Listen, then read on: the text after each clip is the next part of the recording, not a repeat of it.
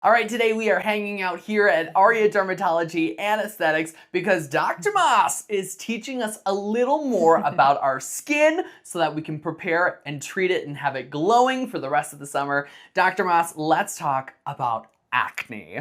One of my favorite topics to talk about. Yes. Yes. Okay, so get me started because I always thought that acne was something that only happened for the teens out there. Well, it's very true. About 90 to 95% of teenagers go through acne at some point. Okay. So it is a very, very common thing that we see in teenagers. However, unfortunately, us women, because of the hormones, we definitely can see acne starting in their 20s and actually moving in even beyond into our 50s. Oh, interesting. They estimate that 1 in 2 women in our 20s, 1 in 3 in our 30s, and 1 in 4 in our 40s will still have acne. And it has to do with that hormonal component. Yeah. So when you're looking at acne, there's like different types, isn't there? There are. So we really talk about the more superficial type of acne that we see, and then we have kind of that deeper part. So the superficial acne is what we call comedones. So there's blackheads and whiteheads to the lay term. And so those are going to be more superficial, kind of sitting right on the surface of the skin.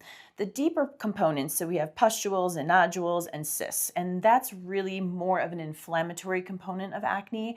And we can see that oftentimes, and that's where we really want to be aggressive with our treatments because that cystic acne is where we can really get long-term scarring. Interesting.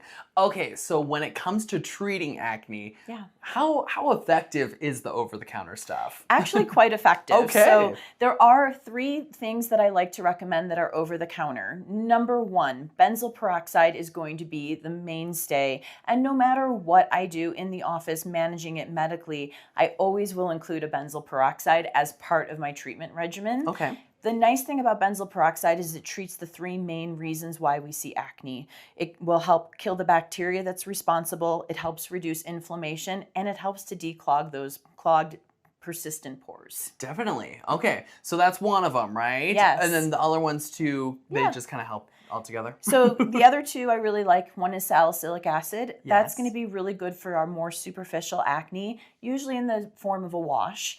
And the other one is something called adapalene, which we've talked about in the past, is a retinoid. And adapalene does help with mostly those clogged pores. Okay, so we have some over-the-counter stuff, but there's a lifestyle aspect that plays into acne when we're older too. 100%. And that's even for teenagers as well.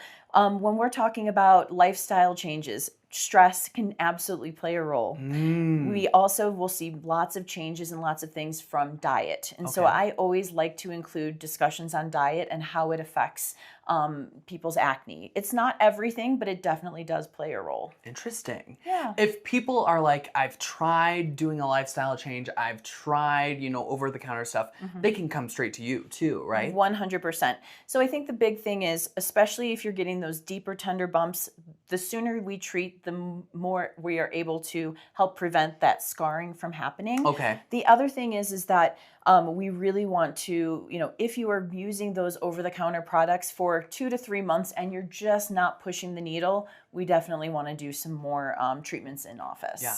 Okay, I hear a lot about prevention too. Is that something that plays a role when you're treating acne? So I think that the lifestyle changes absolutely can make a big thing. So yeah, I think diet is going to be very, very helpful. Okay. But you also have to understand that a lot of the things that we use to treat acne, especially those topical preparations, really are not treating the active acne, but it's really helping to prevent the acne from happening in the first place. Okay. So there's a lot of things that we can do. So when I put on my cream, I know that zit isn't going away, but right off the bat, but it's helping prevent more from probably spreading, right? 100%. And we do have prescription medications that we can use to spot treat, but really consistency and using these creams more on a preventative basis to prevent the acne from happening is really going to be where we're going to see the biggest change. Oh, I love learning about acne with you. This has been so fun. Okay, so where can people get in touch with you if they want to come in to have you look at their acne? Sure. So you can always call 719-377-3727 to set up an appointment.